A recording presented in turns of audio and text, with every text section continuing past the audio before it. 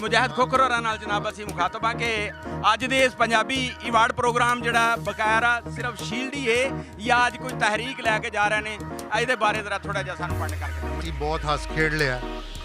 ਕਿਉਂਕਿ ਪੰਜਾਬ ਦੀ ਮਿੱਟੀ ਦੇ ਅੰਦਰ ਹਮੇਸ਼ਾ ਤੋਂ ਅਸੀਂ ਜਿਹਨੂੰ ਕਹਿੰਦੇ ਨੇ ਖੁਸ਼ਹਾਲ ਲੋਕ ਰਹੇ ਆ, ਇਹ ਖਿੱਤਾ ਖੁਸ਼ਹਾਲ ਰਿਹਾ ਔਰ ਹਮੇਸ਼ਾ ਇਨਵੈਂਡਰਸ ਦੌਲਤ ਦੀ ਔਰ ਮਾਲ ਦੀ ਲਾਲਚ ਦੇ ਅੰਦਰ ਪੰਜਾਬ ਦੇ ਉੱਤੇ ਹਮਲਾ ਕਰਦੇ ਰਹੇ ਨੇ। ਅੱਜ ਦੁਬਾਰਾ ਪੰਜਾਬ ਤੇ ਹਮਲਾ ਹੋ ਰਿਹਾ ਔਰ ਅਗਰ ਸਾਡੇ ਹਿੱਕ ਤੱਕ ਪਾਣੀ ਅਪੜ ਗਿਆ, ਨੱਕ ਦੇ ਨੇੜੇ ਨੇੜੇ ਅਪੜਦਾ ਪਿਆ, ਅਗਰ ਪੰਜਾਬੀ ਸ਼ਊਰੀ ਤੌਰ ਤੇ ਨਾ ਜਾਗੇ ਤੇ ਇਸ ਪੰਜਾਬ ਦੇ ਅੰਦਰ ਵੀ ਸਾਡਾ ਮਕਸਦ ਸੱਜੇਗਾ। ਸਾਡੇ ਬੱਚਿਆਂ ਦਾ ਹੱਕ ਆਲਰੇਡੀ ਮਾਰਿਆ ਜਾ ਰਿਹਾ ਹੈ।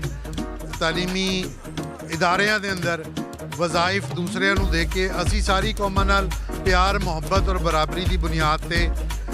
ਰੱਖਣਾ ਚਾਹੁੰਦੇ ਹਾਂ ਮਾਮਲਾਤ, ਮਗਰ ਸਾਡੇ ਬੱਚਿਆਂ ਦਾ ਹੱਕ ਮਾਰ ਕੇ ਲੋਕਾਂ ਨੂੰ ਐਡਮਿਸ਼ਨ ਦੇਣਾ, ਦੂਸਰੇ ਸੂਬਿਆਂ ਨੂੰ ਦੇਣਾ ਜਿੱਥੇ ਸਾਨੂੰ ਗਾਲੀ ਔਰ ਗੋਲੀ ਦੇ ਨਾਲ ਸਾਡਾ ਇਸਤਕਬਾਲ ਹੁੰਦਾ ਹੈ, ਹੁਣ ਇਹ ਕੌਮ ਨਾ ਸਿਰਫ ਬਰਦਾਸ਼ਤ ਵੀ ਨਹੀਂ ਕਰੇਗੀ ਤੇ ਇਨਸ਼ਾ ਅੱਲਾਹ ਤਾਲਾ NFC ਅਵਾਰਡ ਤੋਂ ਲੈ ਕੇ ਕਾਲਾਬਾਗ ਤੋਂ ਲੈ ਕੇ ਹਰ ਫੋਰਮ ਤੇ ਹੁਣ ਅਸੀਂ ਆਵਾਜ਼ ਬੁਲੰਦ ਕਰਾਂਗੇ। ਬਹੁਤ ਆਲਾ ਜੀ। ਇਹ ਜਨਾਬ ਸਾਡੇ ਨਾਲ ਮੁਜਾਹਿਦ ਖੋਖਰ ਹੋਰੀ ਸਨ, ਬਹੁਤ ਸੋਹਣੀਆਂ ਗੱਲਾਂ ਕੀਤੀਆਂ ਪੰਜਾਬ ਔਰ ਪੰਜਾਬੀ